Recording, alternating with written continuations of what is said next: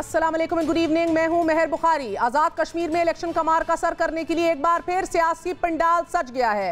मकबूजा कश्मीर पर मोदी सरकार के गाज़बाना इक़दाम को बुनियाद बनाकर आज़ाद कश्मीर के वोटर्स का लहू गरमाया जा रहा है। मकबूजा कश्मीर के नाम पर कश्मीरियों की हमायत हासिल करने के लिए इल्ज़ामात का सिलसिला जोरों पर है। और एक ऐसा सिलेक्टेड जो वोट चोरी करके आता है, उसके दौर में कश्मीर की हैसियत ही वो बदल देता है। तो कहता है मैं क्या करूं, ये तो नाजायज वजीर आजम है। तुम कश्मीर को गंवा कर आ जाओ और तुम आकर लोगों को ये कहो कि मैं क्या कर सकता हूं। तारीखी हमला का जवाब अपना ही नक्शा पे अपना ही कलम से तब्दीली करना, आवाम के सामने पेश करना। कौम को ये कह सकता हूं कि कश्मीर के बदले कौम 2 मिनट की खामोशी इख्तियार करे। ये बुज़दिल कश्मीर के लिए तो बात भी नहीं कर सकता है। कश्मीर फरोश, कश्मीर चोर, क्या कश्मीर को भारत की झोली में फेंक के आ जाना ही तुम्हारा वर्ल्ड कप था? कश्मीर को भारत की झोली में डालने के लिए इमरान खान की मंजूरी शामिल थी। सियासी मार्का सर करने के लिए मकबूजा वादी पर भारत की जारहाना इकदाम की आड़ में आज़ाद कश्मीर इलेक्शन के लिए बड़ा तगड़ा नारा है, मगर साथ ही साथ मरकज में हुकूमत को कमजोर करने के लिए और बड़ी पार्टियों का एक दूसरे को नीचा दिखाने का भी बेहतरीन मौका। आज मुजफ्फराबाद में जलसे से खिताब में मरियम नवाज शरीफ ने जहां वजीर आजम इमरान खान पर शदीद तनकीद की, वहीं आज़ाद कश्मीर इलेक्शन चोरी होने के खदशात का इजहार भी किया। जो लोग कश्मीर को चोरी करने के लिए कश्मीरियों के वोट पर नजरें लगाकर बैठे हैं, कान खोल कर सुन लो। कश्मीरियों का जीता हुआ इलेक्शन अगर तुमने चोरी किया तो याद रखो, मुस्लिम लीग नून और आपके साथ मरियम नवाज शरीफ आखिर तक तुम्हारा पीछा करेगी। इससे पहले बिलावल भुट्टो जरदारी ने हवेली आज़ाद कश्मीर में जलसे से खिताब में मुस्लिम लीग नून को हत्फे तनकीद बनाते हुए कहा कि मुस्लिम लीग नून शेर नहीं बिल्ली है। अगर हम चाहते हैं कि वो जरा शेर बने, बिल्ली का जमात ना हो, वो शहरों का जमात बने। बिल्ली भाग जाता है, शेर अपने अवाम के दरमियान रहकर मुकाबला करता है। हम चाहते हैं कि आपका जो भी नुमाइंदा हो वो आपके दरमियान में हो, वो कहीं भाग ना जाए। एक बुज़दिल भगौड़ा, एक परसेप्शन, एक खाका खींचा गया पीएमएलएन का, डंके की चोट पे खींचा गया पीडीएम की सूरत। हुकूमत मुखालिफ जिस बयानिया को सींचा जाना था, मगर अब कश्मीर इलेक्शन ने सियासी कुव्वतों की सारी तवज्जो अपनी जानिब मरकूज कर ली है। आज़ाद कश्मीर इलेक्शन में शिकस्त और फतह ही मुल्क की सियासत का अक्स वाज़े हो रहा है। ये जंग सियासी मैदानों में एक दूसरे की पगड़ियां उछालकर और पांव पकड़कर लड़ी जा रही है, तो साथ ही साथ सर्वाइवल की जंग बनती जा रही है। अदालतों में भी ये जंग लड़ी जा रही है। आज मुस्लिम लीग नून के सदर शहबाज शरीफ अपनी कारकर्दगी का किताबचा लेकर अदालत पहुंच गए। एहतसाब अदालत लाहौर में मनी लॉन्ड्रिंग रेफरेंस में शहबाज शरीफ और हमजा शहबाज पेश हुए, तो शहबाज शरीफ साहब ने अपनी कारकर्दगी का किताबचा एहतसाब अदालत के ड्यूटी जज शेख शजाद अहमद को पेश कर दिया। शहबाज शरीफ साहब ने अदालत को बताया कि उन्होंने कौम के अरबों रुपए बचाए हैं, बिजली की मंसूबे नवाज शरीफ की निगरानी में लगाए हैं, बिजली वाफिर और सस्ती तरीन थी, यह हकीर खिदमत है और हमने कौम की खिदमत की है। अदालत ने इस्तफसार किया कि क्या आपने कारकर्दगी से मुतल्लिक रिपोर्ट नैब के तफ्तीशी अफसर को भी दी है? शहबाज शरीफ साहब ने जवाब दिया कि जी हाँ, बिल्कुल दी है, सारा रिकॉर्ड नैब को फराम किया था। सियासी बका की इस लड़ाई में हर कोई अपना रांझा राजी करने की कोशिश में दिखाई दे रहा है। कहीं ये काविश खुफिया वोट डालकर या वोट के अमल में गैर हाजिर रहकर हो रही है, तो कहीं ये तगोदो खारजा अमूर और कौमी सलामती के मामलात से बेनियाजी की सूरत जारी है। इसी हवाले से बात करते हैं। हमारे साथ मौजूद हैं अताउल्लाह तारड़ साहब, डिप्टी सेक्रेटरी जनरल पीएमएलएन, हमारा साथ दे रहे हैं कमर जमान कायरा साहब, और खुशामदीद कहेंगे डॉक्टर शहबाज गिल को, special assistant to prime minister of Pakistan for political communication. Thank you very much indeed. Qamar Zaman Kaira sahab, आपसे आगाज करूंगी। सर, फरमाइएगा कि बिलावल भुट्टो जरदारी के हवाले से तनकीद हो रही है, गो के पीएमएलएन नहीं डायरेक्ट जवाब दे रही, बट ये कहा जा रहा है, कल भी शायद काकान अब्बासी साहब ने कहा कि उनकी घटिया बातों का जवाब नहीं देंगे और उनको गम जो है पीडीएम से बाहर निकाल फेंकने का है। साथ ही उनका यही आज भी पीएमएलएन का कहना है कि बिलावल साहब दिन ब दिन बदतमीज होते जा रहे हैं। क्या सिलेक्टेड होने के लिए गलीज जबान ही शर्त है? बेहतर है सोच के बात करें, वरना ईंट का जवाब पत्थर से देना होगा। क्या इलेक्शन जीतने के लिए इन एक्सट्रीम्स पे जाना जरूरी है कायरा साहब? देखिए महर, इस तरह की गुफ्तगू से सिवाय तलखी के और कुछ नहीं होता। शायद खानदान का अपना एजेंडा है against Peoples Party and its leadership, और वो हमेशा इसी तरह का लहजा और इस्तेमाल करने की कोशिश करते हैं। और जब कभी भी ऐसा मसला आता है, वो जाती एजेंडे को आगे चला के और माहौल को खराब करना चाहते हैं। बिलावल साहब ने एक खास पर्सपेक्टिव में बात की, आज भी जलसा था। अपोजिशन की जमातों का ये मतलब थोड़ा है कि हम बिल्कुल उनके एजेंडे पे चलना शुरू कर देंगे। क्या कहेंगे हम अगर मरियम नवाज शरीफ साहिबा ये कहेंगी कि इस हुकूमत को 5 साल चलने देना चाहिए, मेरा तो ख्याल है। अब क्या कहेंगे अगर शायद खाकान साहब ट्वीट करते हैं कि जी पंजाब हुकूमत को हमने पीपल्स पार्टी के कहने पे नहीं गिराया था, हम किसी और के कहने पे भी नहीं गिराएंगे। क्या कहें अगर राना तनवीर साहब जो इनके सीनियर मोस्ट लोगों में से हैं, वो कहते हैं पंजाब हुकूमत हमें सूट करती है, हम क्यों गिराएं। जुबैर उमर साहब जो इनके तर्जुमान है, मियां साहब के भी, मरियम साहिबा के भी, वो कहते हैं कि वो हमें सूट करती है वो हुकूमत, हम क्यों गिराएं, हम नहीं गिराएंगे। तो हम क्या कहें। तो अगर तल्ख बात हो गई है तो उसको भी इवन देन ये जो बदतमीजी का जुमरा है, ये बदतमीजी शायद खाकान की मिजाज का हिस्सा बन गया है, उनको आदत हो गई है। और उनको समझना चाहिए कि ये कोई राजगिरी निजाम नहीं है कि आप समझे कि आप किसी ट्राइबल हेड के तौर पे बातें करेंगे आपको सुन ली जाएंगी। आपको इस तरह की बदतमीजी नहीं करनी चाहिए।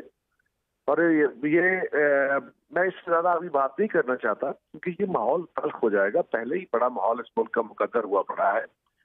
अपने खिलाफ होने वाली बातों को भी सुनने का हौसला करना चाहिए।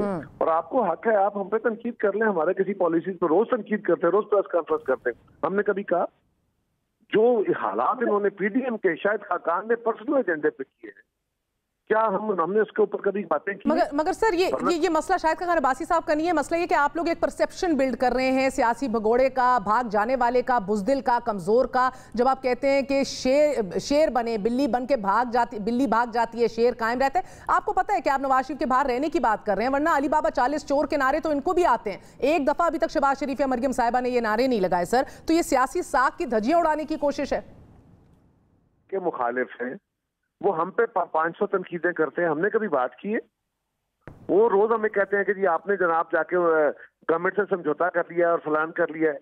हमने कोई जो इल्जाम शायद खाकान ने हम पे लगाया था, ये मुस्तमदीक लगाती है कि जी आपने बाप पार्टी से वोट ले लिए। क्या उन वोटों की बदौलत हम बने हैं प्राइम मिनिस्टर, अपने leader of the opposition senate में? ऐसा बिल्कुल नहीं है। लेकिन वो रोज कहते हैं हमने कभी इसका जवाब दिया है, कभी हमने इसके ऊपर गाली दी है? ये उसके ऊपर सीखपा हो गए हैं इतने। अगर हमने ये कहा है कि जी आपको यह मैदान में लड़ना चाहिए, हम तो कह रहे हैं कि हटाओ पंजाब गवर्नमेंट को, हटाए वो मुस्लिम इमरान खान गवर्नमेंट को और आए मुस्लिम लीग मैदान में, हम साथ देने को तैयार है।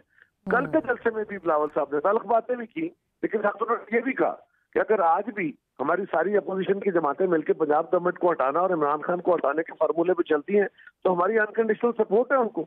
जहां तनकीद की वह ये भी कहा, ये सुनने को वो तैयार नहीं है क्योंकि ये उनका एजेंडा नहीं है, वो इस गवर्नमेंट को हटाना नहीं चाहते।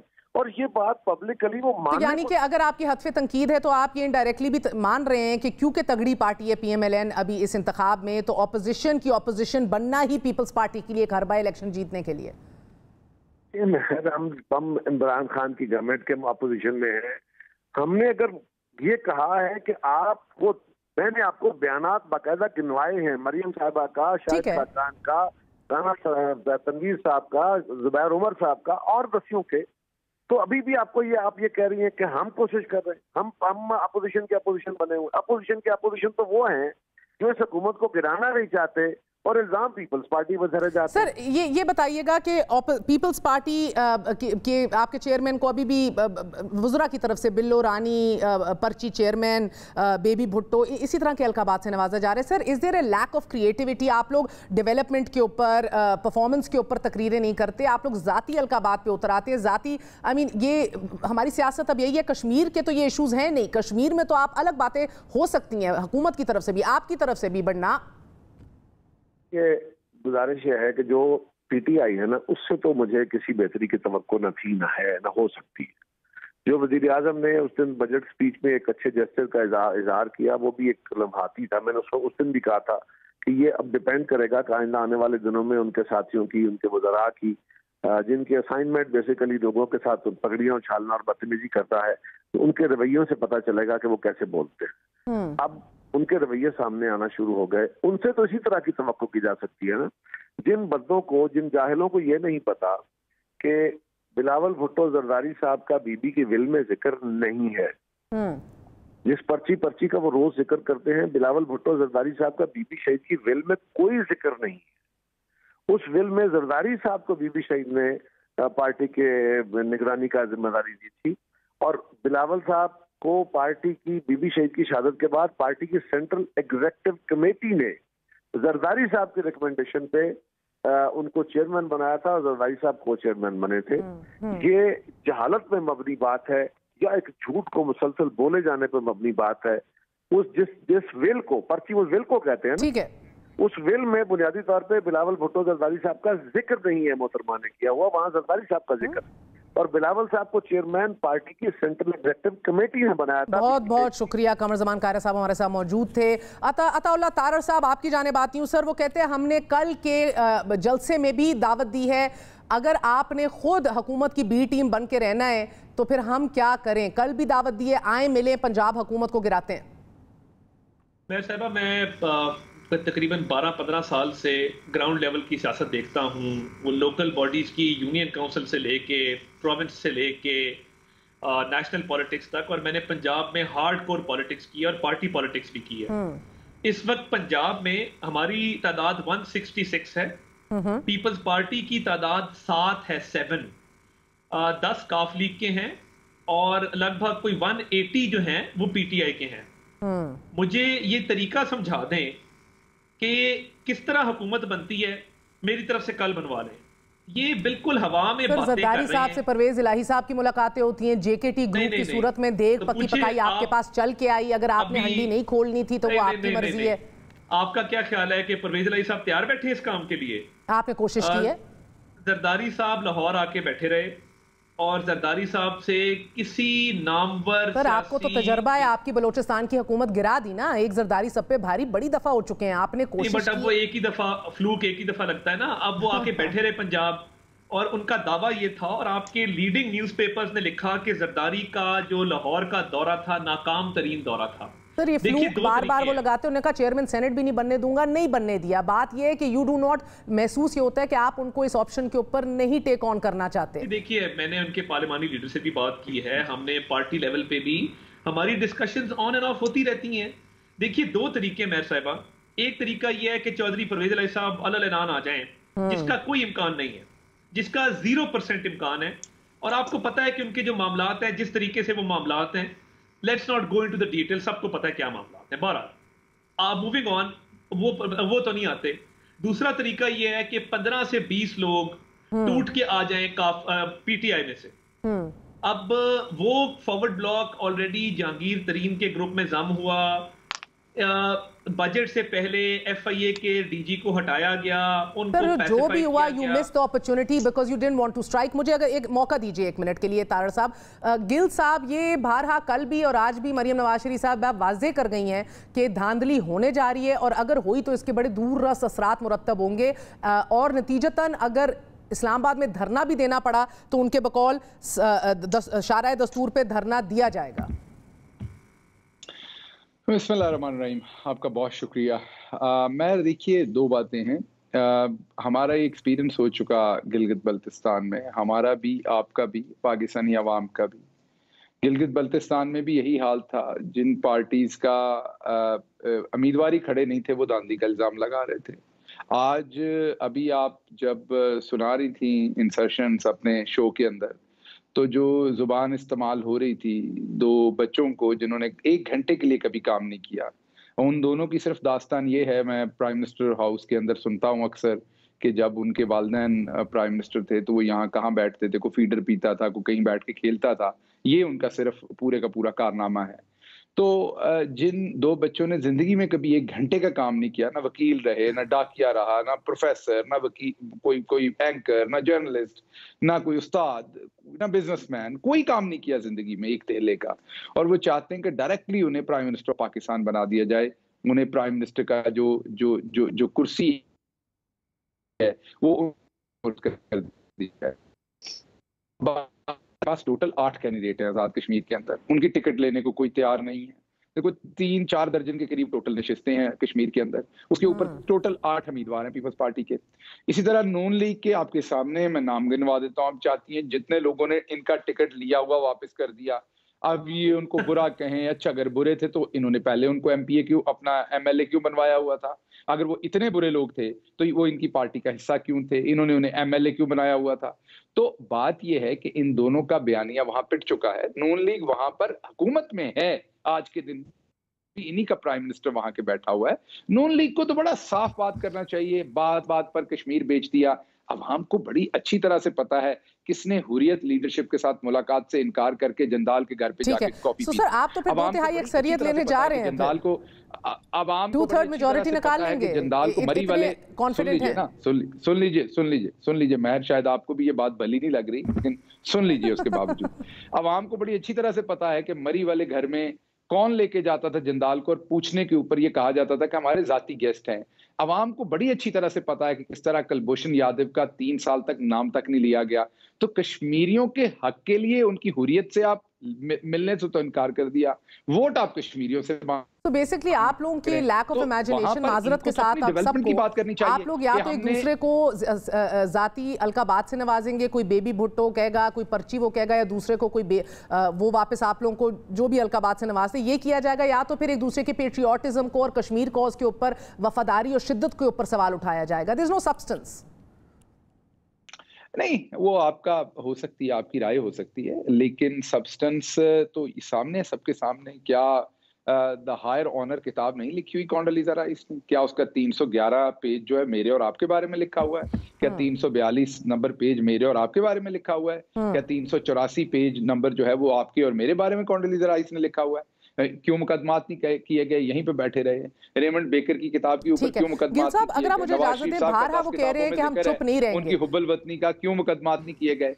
बात कहने की ये है कि नून लीग को जाना चाहिए था अपने डेवलपमेंट एजेंडा पे, बताना चाहिए था ये हमने आपके लिए काम किया, हमें वोट करें।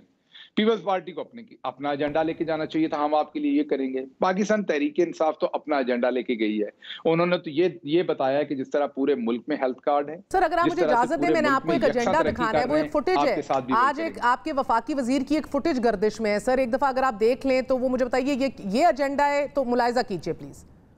ये आप देख रहे हैं कि अमीन गंडापुर साहब जो है वो ऐलान कर रहे हैं और पैसे बांट रहे हैं, पैसे आगे दिए जा रहे हैं। सर ये फैजाबाद धरने के दौरान भी जब पैसे दिए गए थे बड़ा शोर मचा था, तनकीद की गई थी, सही नहीं लगा था। एक इलेक्शन कैंपेन के दौरान एक थद्दा पैसों का पकड़ाना किसी को, ये अता तारड़ साहब नहीं, अब ये कैसे आपको पता है कि इलेक्शन की वीडियो है? मुझे तो नहीं पता, मैं तो देख भी नहीं सक रहा, मैं तो स्काइप पे बैठा हुआ हूँ। अच्छा आपने देखी नहीं है पूरा दिन से? मैं आपको फॉरवर्ड कर दूंगी। अता तारड़ साहब आपने देखी है ये वीडियो? मैंने देखी है। देखिए गंडापुर साहब तो बहुत ओपनली वहां पे मामलात कर रहे हैं, को आज के नहीं कर रहे।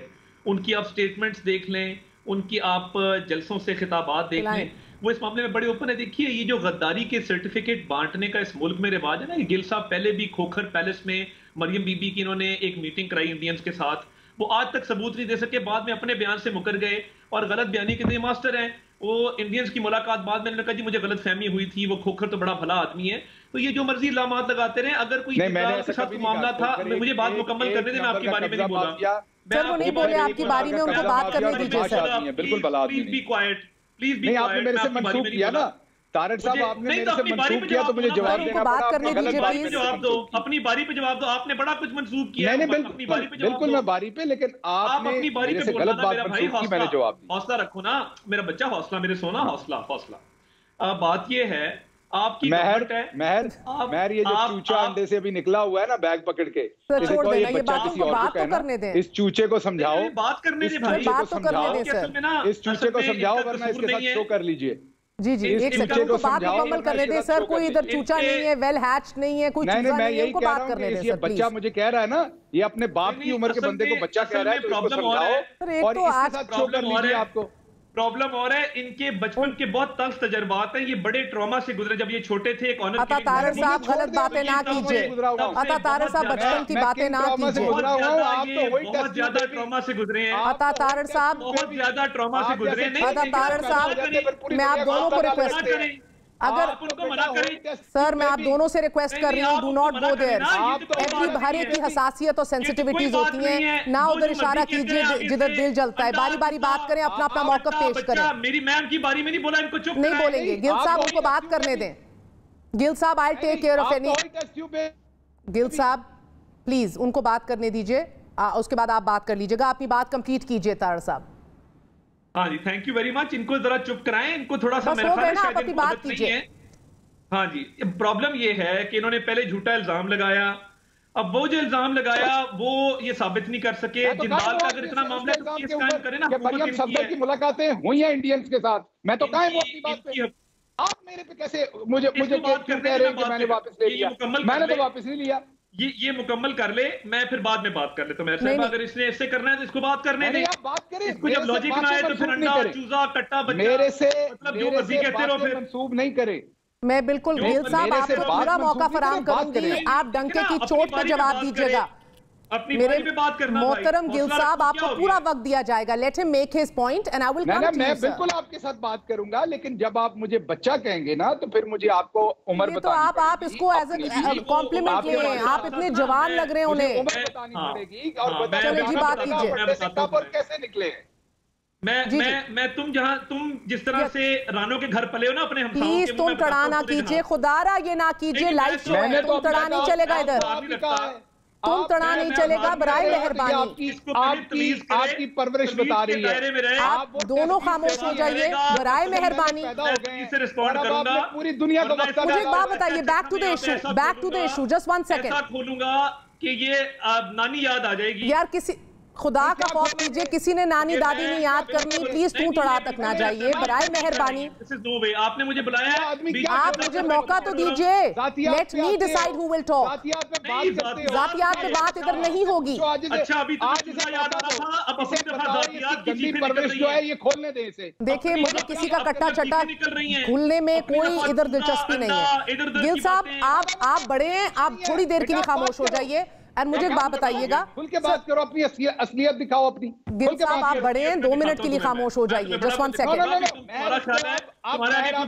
छोड़ दीजिए, ये मुझे बताए जिस मर्जी को गालियां देते हो, जो सर बराए मेहरबानी खामोश हो जाइए, जस्ट 1 सेकंड। गिल साहब, आप बड़े हैं, आप खामोश हो जाए 1 सेकंड। अता तारड़ साहब, आप ये बिहेव कर रही हैं कि खामोश हो जाइए। अता तारड़ साहब, पहले इस तरह के इंसान को टॉक शो पे बुलाती क्यों है? सर 1 सेकंड मुझे मौका दीजिए, मुझे मौका दीजिए 1 सेकंड, मुझे मौका दीजिए सर 1 सेकंड। अब कोई जातियात नहीं है, तुम तड़ाड़ नहीं है, जो मैं सवाल करूंगी उसका जवाब दीजिए बराए मेहरबानी। And do not talk to each other, do not talk to each other. इसको बुला के आप दूसरों के बारे में इस बच्चे से पर्सनल अटैक करवाती हैं, उसके बाद तू तड़ाक है। सर मेरी बात सुनिए, ये मैंने किसी अपने गिल साहब, मैंने अपनी किसी खाला के बेटे को तो नहीं बुलाया ना। गिल साहब, he is a member of one of the leading political parties of the country. He is representing Shehbaz Sharif. He is his legal representation as well. 1 second मौका दीजिए। गर्मी क्यों खा रहे हो, हौसला रखो। अगर मेरा रिलेशनशिप था एक यूनिवर्सिटी के जमाने में इनके खानदान की एक खातून के साथ, अगर मेरा एक रिलेशनशिप था तो कौन सी ऐसी बड़ी बात थी? लोगों का एजुकेशन के दरमियान में होता है। अच्छा, सरदार तनवीर इलियास, मुझे 1 सेकंड। तारड़ साहब 1 सेकंड। तारड़ साहब आपको क्यों नहीं भूलता? खामोश प्लीज। तारड़ साहब 1 मिनट खामोश रहिए। गिल साहब, ये सरदार तनवीर इलियास जो हैं कश्मीर इलेक्शन में, ये हमें इतलात मौसूल हो रही है कि ये मेरे साथ रिलेशनशिप था, उस बात को 2 दहाइयां हो गई हैं। मेरा कोई ताल्लुक नहीं है रानो के साथ, ना मैं फैसलाबाद के इस गांव में। मैंने कहा क्या कर रहे हैं आप? देखें, मैं वक्फा ले लेती हूँ। ये झूठी कहानियां, ये तो मुझे लगता है कि आज कश्मीर का इलेक्शन नहीं डिस्कस होना। पूछें घर पे, जो मर्जी घटते रहो, पहले कह दो शो में मैं मिला हुआ हूं। आप चुप हो जाइए बराए मेहरबानी। मैं, अगर आप दोनों नहीं खामोश होना चाहते, मैं वक्फा ले लेती हूँ। मुझे एक सवाल पूछना था, बड़ा अहम सवाल है सर, बड़ा अहम सवाल है गिल साहब, अगर आप इसका जवाब दे दें। जो मसला है उसको बार बार टेलीविजन पे क्यों लाता है ये? नहीं, जातियात पे नहीं आना ना, ये मेरी बात सुन लीजिए। एक सवाल यार, अगर मैं फिर बारी बारी आप दोनों हजरात को म्यूट कर देती हूँ, एक यही ऑप्शन है। भाई मैं तो शादी करना चाहता था, नहीं हुई इनकी तरफ, इसको तब से इतना मसला है मेरे साथ। मेरा भाई, भाई आप पे हरासमेंट की केसेस आप पे हैं। तारड़ साहब, आप ही खामोश हो जाए थोड़ी देर, आप खामोश हो जाइए थोड़ी देर। मेरी बारी में इंटरफेयर किया, मैंने पूरी बारी सुनी है। ये तारड़ साहब, आप ये जो मर्जी कहता रहे, ये बात खुदा का खौफ करे, दिस इज कश्मीर इलेक्शन।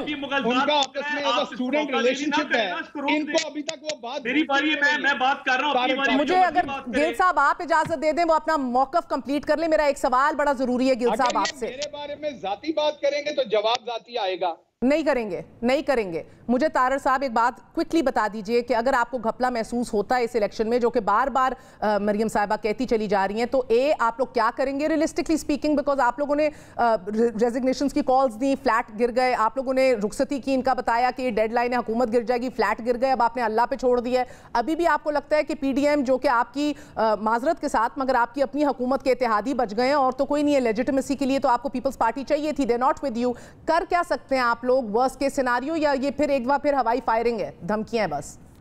देखिए, एक तो पीडीएम का हाल ही में सवात में एक बहुत बड़ा जलसा हमने मुनक्कद किया और आने वाले दिनों में आप देखेंगे, अब हम कराची जा रहे हैं, कराची में एक बहुत बड़ा जलसा होने जा रहा है। और मैं कश्मीर के इलेक्शन के हवाले से आपको बताऊं, मीरपुर से लेके, मुजफ्फराबाद से लेके, बाग से लेके, हटिया से लेके, कोटली से लेके, भिम्बर से लेके नीलम तक हमने बड़े तगड़े उम्मीदवार फील्ड किए हैं। वो जम्मू की सीटें हों या वो वैली की सीटें हों, मैं इस इलेक्शन को खुद भी क्योंकि involve as a party office bearer, और जो मुहाजिरीन की सीटें हैं पंजाब में, खैबर पख्तूनख्वा में, सिंध में, वो 12 सीटों पे हम रोज इजलास कर रहे हैं, उन कैंडिडेट्स को भी बकअप कर रहे हैं जो मुहाजिरीन की सीटें हैं। और मैं समझता हूं we stand a fairly good chance. मगर अगर वहां पे धांधली करने की कोशिश की गई तो फिर हम एक सख्त हिकमत अमली अपनाएंगे और एविडेंस के साथ बात करेंगे, लॉजिक के साथ बात करेंगे और शवाहिद सामने लेके आएंगे। हमारे देखिए, हमने शाह गुलाम कादिर को नीलम में उतारा, वेरी स्ट्रॉन्ग कैंडिडेट।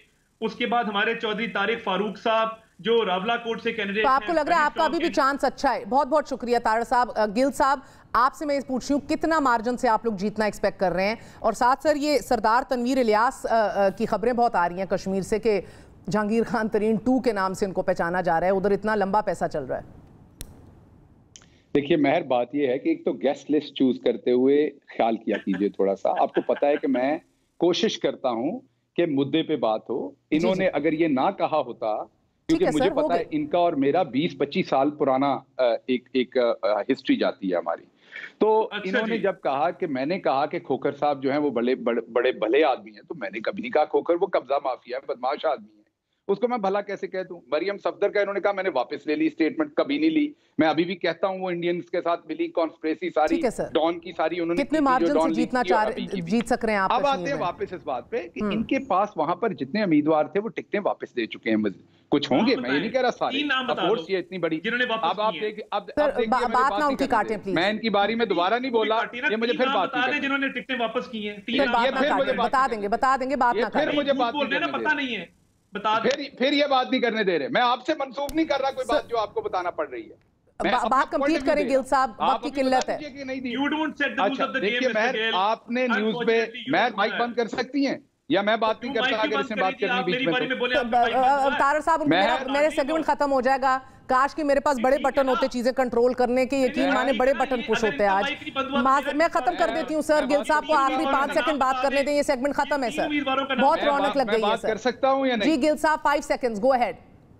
जी, आप सबने टेलीविजन के ऊपर देखा जिन लोगों ने इनके टिकट्स वापस किए, कोई छुप के नहीं हुआ, सबने टेलीविजन के ऊपर देखा कि किस तरह से इनके उम्मीदवारों ने इनसे लातल्लकी की। गिल साहब, मेरे शो खत्म करना है, आप कितनी मार्जिन से जीत सक रहे हैं? धांधली हुई है, इधर भी इनके साथ यही होना है जो जीबी के अंदर हुआ।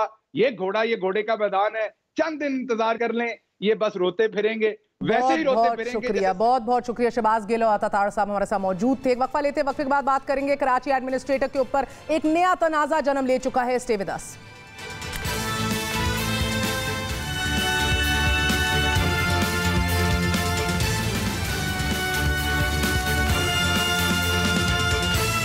वज़ीर आला सिंध की तजवीज़ पर पीपल्स पार्टी की आला क़यादत ने मुर्तज़ा वहाब की बतौर एडमिनिस्ट्रेटर कराची तैनाती की मंजूरी दे दी है। मुर्तज़ा वहाब की बतौर एडमिनिस्ट्रेटर तैनाती की सूबाई काबीना के कई अरकान ने शदीद मुखालिफत की है। तहरीक इंसाफ का कहना है कि मुर्तज़ा वहाब को एडमिनिस्ट्रेटर कराची किस तजर्बे की बुनियाद पर लगाया जा रहा है, वो हरगिज़ कराची संभालने के अहल नहीं है।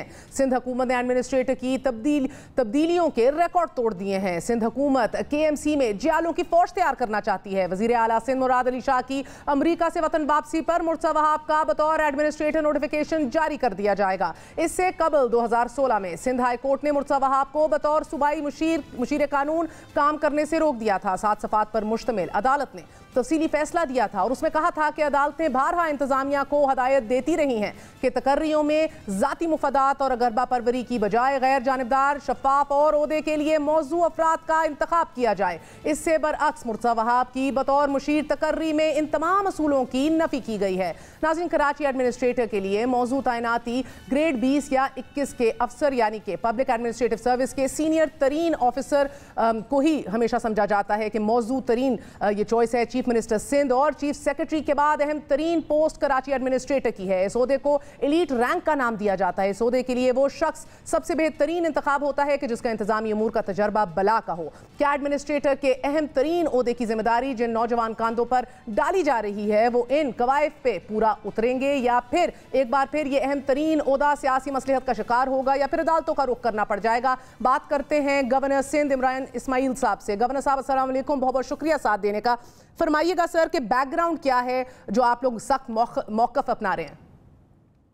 मेहर, बहुत शुक्रिया आपका। देखिए मेहर, बात यह है कि जब ये कराची ट्रांसफॉर्मेशन प्लान बना था तो उस वक्त यहाँ गवर्नर हाउस में एक बड़ी बैठक हुई थी, बड़ी मीटिंग हुई थी। वज़ीर आज़म खुद थे, वज़ीर आला उसमें शामिल थे, उसमें सीनियर सिविल और फौजी अफसरान शामिल थे और उसमें ये बात तय हो गई थी कि जब असद उमर, अली जैदी ये लोग भी सारे शामिल थे, उसमें ये बात तय हुई थी कि कराची का एडमिनिस्ट्रेटर जो है वो दोनों जमातों के या दोनों हुकूमतों की मुशावरत से लगेगा, नंबर 1। नंबर 2, वो सियासी शख्सियत नहीं होगा और नंबर 3 है कि वो एक उस एडमिनिस्ट्रेशन का तजुर्बा रखता होगा और क्लीन बैकग्राउंड का आदमी होगा। ये सारी चीजें तय हुई थी। उसके बाद ये 1.1 ट्रिलियन का पैकेज मिलकर बनाया गया। उसमें सिंध हुकूमत ने भी हिस्सा डाला, वफाक ने उसके अंदर बड़ा हिस्सा डाला और फिर वज़ीर आज़म और वज़ीर आला ने एक साथ इकट्ठे बैठ के मेरे गवर्नर हाउस में हमने एक प्रेस कॉन्फ्रेंस की। उस प्रेस कॉन्फ्रेंस में इसका ऐलान किया गया और यही बात वहाँ पे दोहराई गई।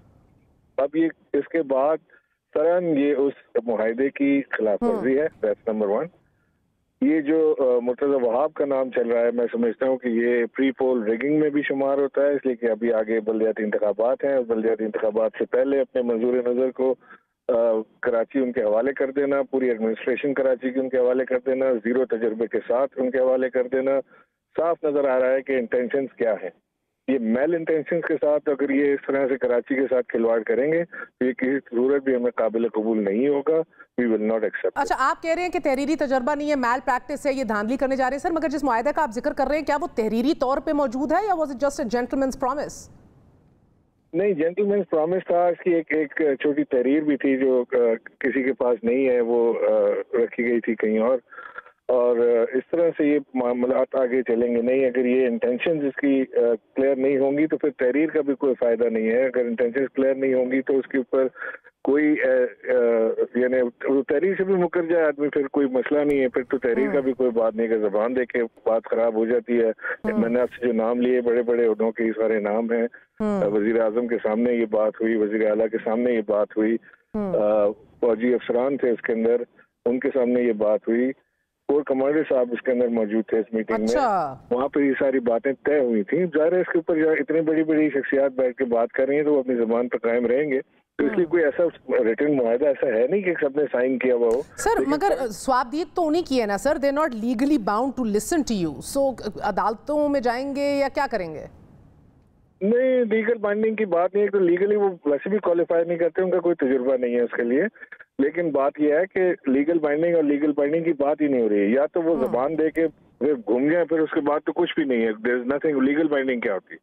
यानी अगर ये अपने आप खुद ही फैसला करेंगे तो उस दिन कह देते, इतने गट्स उस दिन पैदा करते कि उस दिन कह देते कि हम अपना फैसला खुद करेंगे, आपसे नहीं करेंगे हम, we don't want your money. That day they agree to it, gentleman commitment हुआ, सबके सामने बैठ के बात हुई। उसके बाद जो अच्छा, और ये भी आपको बताऊं, उसके बाद जो एडमिनिस्ट्रेटर लगे पहले यहाँ पे शिलवानी साहब, वो शिलवानी साहब भी मुशावरत से लगे। एक बड़ी लंबी चौड़ी उसके बाद मुशावरत हुई, कई नाम आए गए, हर नामों के आगे हमने कमेंट्स से सारी चीजें लिखी, उसके ऊपर बहस मुबाहिसा हुआ, उसके बाद शिलवानी साहब पे एग्रीमेंट हुआ और फिर शिलवानी साहब बने। ये इस तरह से घर से लाके बना दें किसी को, ये तो एक्सेप्टेबल नहीं है। और पॉलिटिशियन तो चाहिए ही नहीं कराची को। कराची में एडमिनिस्ट्रेशन के लिए हमें वो शख्स चाहिए जिसको तजुर्बा हो, जो कराची को बेहतर बना सके, जो दोनों जमातों की बात सुन सके, जो बगैर इनडिस्क्रिमिनेट कराची के अंदर तरक्की का काम कर सके। सर मगर स्ट्रिक्टली स्पीकिंग तो आप भी पॉलिटिकल ही है ना, गवर्नर को भी पॉलिटिकल नहीं होना चाहिए, लेकिन सर क्या अदालतों का रुख करेंगे? I don't know what PTI will decide what they want to do. They will go to court. They won't go to court. मैंने तो आपको अपना वर्जन दिया। So in the absence of a mayor, मुझे बताइए कितने इख्तियारात हैं? इसमें देखें मेयर, इसमें प्रॉब्लम ये है कि ये एडमिनिस्ट्रेटर जब आता है, जब मेयर कराची नहीं होता। हमने आर्टिकल 148 के तहत इनको ऊपर वजीर आजम खुद कोर्ट में गए हुए हैं कि मेयर को बाख्तियार होना चाहिए, उसके पास सारे इख्तियारात उसके पास होने चाहिए। इन्होंने पिछला मेयर तो बिल्कुल ही बेख्तियार किया हुआ था। वसीम अख्तर को मैं देखता था, वो तो बेचारा बेबसी की एक तस्वीर बना हुआ था कि जो पैसे हैं वो सिर्फ तनख्वाहों के हैं, बाकी पैसा है कोई नहीं, इख्तियार कोई नहीं है, कचरा वो नहीं उठा सकता, पानी का काम वो नहीं कर सकता, सड़क वो नहीं बना सकता, तो लिहाजा वो मेयर तो बस नाम का मेयर रह गया था।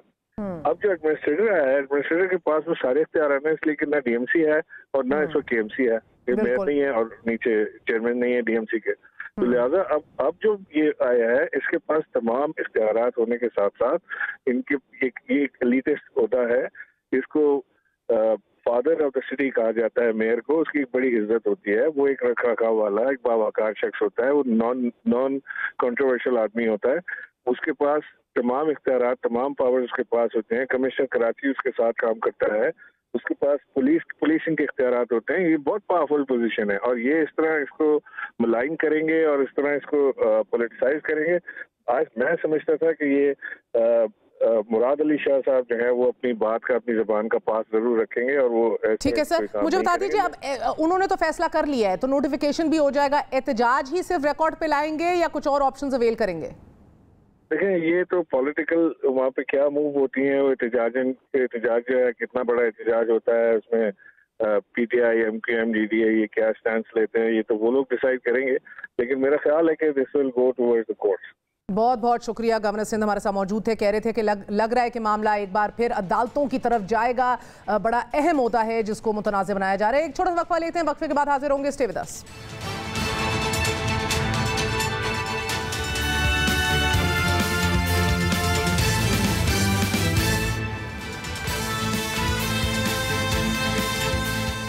एक जानिब नैब ने इस्लामाबाद हाई कोर्ट और लाहौर हाई कोर्ट की जानिब से एहसन इकबाल और ख्वाजा आसिफ की जमानतों को सुप्रीम कोर्ट में चैलेंज करने का फैसला कर लिया है, तो दूसरी तरफ वजीर आला पंजाब के प्रिंसिपल सेक्रेटरी ताहिर खुर्शीद ने नैब के जाती हैसियत में पेश होने के नोटिस को हवा में उड़ा दिया है। नैब का ताहिर खुर्शीद पर आमदन से जायद असासजात बनाने और मनपसंद अफराद को ठेके देने का इल्जाम है। ताहिर खुर्शीद को आज नैब लाहौर में पेश होने का कहा गया था। उस वक्त मुस्लिम लीग नवाज की तमाम मरकजी क़यादत बशमूल नवाज शरीफ, शहबाज शरीफ, मरियम नवाज, हमजा शहबाज, राना सनाउल्लाह, शाहिद खकान अब्बासी, ख्वाजा आसिफ, ख्वाजा साद रफीक, राना मशहूद समेत दीगर रहनुमा दौरान तफ्तीश जेल की हवा खाने के बाद जमानतों पर रिहा है। इस वक्त जमानत के तमाम फैसले नैब के लिए किसी चार्जशीट से कम नहीं है, लेकिन चेयरमैन नैब बजिद हैं कि नैब की कारकर्दगी आला तरीन है। नैब की सालाना रिपोर्ट के मुताबिक साल 2020 में 333.29 अरब रुपए करप्ट अनासिर से वसूल कर चुके हैं। नैब को 24,706 शिकायत मौसूल हुई, जबकि 30,405 शिकायत को निपटाया गया। रिपोर्ट के मुताबिक नैब ने 878 शिकायत में से 369 को इंक्वायरियों में तब्दील कर दिया, जबकि एक साल में 175 केसेस में तफ्तीश की गई। नैब इस वक्त साबिक सदूर के खिलाफ 3 साबिक या मौजूदा वज़ीर आज़म के खिलाफ 32 साबिक या मौजूदा MNA, सेनेटर्स और MPs के खिलाफ 199, मौजूदा या रिटायर्ड ब्यूरोक्रेट्स के खिलाफ 411, जबकि जाली अकाउंट्स के 56 केसेस अदालतों में जेर समात हैं या फिर इन पर नैब में तफ्तीश चल रही है। इसी तरह नैब दरख्वास्तों के नतीजे में 1147 अफराद ECL पर मौजूद हैं। या अहम बात यह है कि 333.29 अरब रुपए में से सिर्फ 8 अरब रुपए प्ली बार्गेनिंग के नतीजे में रिकवर किए गए हैं, जबकि बाकी तमाम रकम इनडायरेक्ट रिकवरीज में हासिल की गई है। अगर इस्तगासा की कामयाबी की शरह को देखा जाए तो वो गुज़िश्ता साल 68% से कम होकर 66% हो गया है, कि जो 2016 में 75, 2017 में 70 और मुस्लिम लीग नवाज के आखिरी साल 2018 में 66.7% था। गुज़िश्ता साल 66% रहा। अगर नैब की कारकर्दगी अच्छी है तो फिर प्ली बार्गेनिंग और इनडायरेक्ट रिकवरीज की बजाय अदालतों से फैसले लेने में नाकामी क्यों हो रही है, जबकि मेगा करप्शन केसेस पर कारकर्दगी सिफर के करीब क्यों है? बड़े बड़े मगरमच्छों से पैसे रिकवर क्यों नहीं हो रहे? यहां यह सवाल भी अहम है कि नवाज शरीफ के साबिक प्रिंसिपल सेक्रेटरी फवाद हसन फवाद को अगर दौरान सर्विस और दौरान तफ्तीश गिरफ्तार किया जा सकता है, तो ताहिर खुर्शीद की नोटिस के बावजूद अदम पेशी पर नैब की जानिब से गिरफ्तारी या फिर प्रेस रिलीज क्यों सामने नहीं आ रही? इसी हवाले से बात करेंगे। हमारे साथ मौजूद हैं former attorney general Irfan Qadir साहब। इरफान कादिर साहब, बहुत बहुत शुक्रिया साथ देने का। आप साबिक प्रोसिक्यूटर जनरल भी रहे हैं नैब के। बताइएगा, इस तरह की एनुअल रिपोर्ट्स जो होती हैं, इस दफ़ा तो बहुत सुने बेहतरीन कारकर्दगी इसमें दिखाई जा रही है, कुछ हटके है इस एनुअल रिपोर्ट में? जी नहीं, ये वो रूटीन की रविश की वो रिपोर्ट है। सारी वही चीजें हैं जो शुरू के सारे सफ़े वही हैं, जिसमें कि एक ऑर्गेनोग्राम दिखाया गया है, एक उसके मुख्तलिफ विंग्स दिखाए गए हैं, उस पर वही नोट कॉपी किए हुए हैं जो नोट इतने साल पहले, आज से 20-25 साल पहले वो हम लोगों ने लिखे थे, वही नोट इन्होंने फिर कॉपी करके वो रिपोर्ट में डाल दिए। सिर्फ वो जो स्टेटिस्टिक्स हैं जहाँ पे कि उन्होंने बताया है कि पिछले 1 साल में कितनी कंप्लेंट्स आई हैं, कितनी इन्वेस्टिगेशंस हुई हैं, कितनी उसमें कन्वर्ट होकर रेफरेंसेस फाइल हुए हैं, वो थोड़ी सी एक नई चीज है। लेकिन उसमें भी कोई अगर देखा जाए तो इतनी ज्यादा कंप्लेंट्स हैं, लेकिन उसपे जो कन्विक्शंस जब आप देखते हैं इन टोटलिटी, तो वो तो आटे में नमक के बराबर है।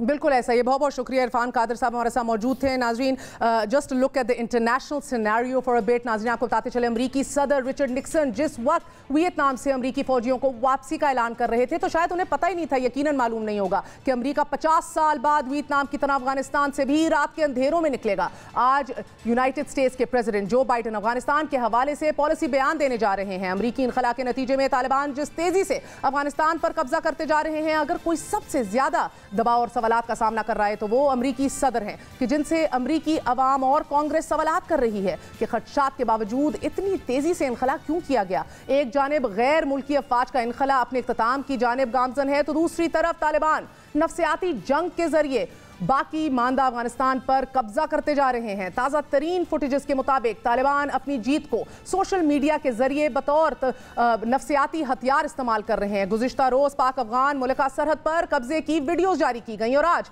तालिबान ने कब्जे में लिए गए अमरीकी फौजी असलहे की फुटेजेस जारी कर दी हैं। अफगान फौजियों का मोरल डाउन करने के लिए तालिबान अब अपनी जीत को बतौर नफ्सियाती हथियार इस्तेमाल कर रहे हैं। इस हवाले से आपको अपडेटेड रखेंगे। But a closer look to home, आपको बताते चलें कि the chief executive of Pakistan यानी वज़ीर आज़म इमरान खान का कहना है कि कोरोना की चौथी लहर का खतरा है, एहतियात कीजिए, एहतियात ना की तो लॉकडाउन फिर से लगाना पड़ जाएगा। कोरोना वायरस तब्दील होता जा रहा है दुनिया भर और खास तौर पे हमारे खित्ते में कोरोना की भारतीय किस्म फैलने का खदशा है। कोरोना वायरस की सूरत हाल पर मुसलसल नजर रखे हुए हैं। भारत किस्म के वायरस से इंडोनेशिया और बांग्लादेश में बुरी सूरत हाल है। अगर सूरत हाल खराब हुई तो हमें मजबूरन पाबंदियां आयद करनी पड़ जाएंगी, फिर अवाम को रोजगार का मसला होगा, सियाहत मुतासिर होगी, कारोबार बंद हो जाएंगे। सिंध के बाद वफाक में भी कोरोना वायरस की 2 नई इकसाम की मौजूदगी की तस्दीक हो चुकी है। वफाकी वजारत सेहत के मुताबिक जनूबी अफ्रीकी किस्म के 7 और भारतीय किस्म के 1 केस की तस्दीक हो चुकी है, यानी कि कोरोना केसेस में बतदरीज इजाफा होता चला जा रहा है। लॉकडाउन में नरमी, अवाम की बेहतियाती, अवामी मकानात पर खुली लापरवाही हमें एक बार फिर वापस धकेल रही है। बराए मेहरबानी एहतियात कीजिए, मास्क पहनिए। I will see you all on Monday. Good night, अल्लाह हाफिज़।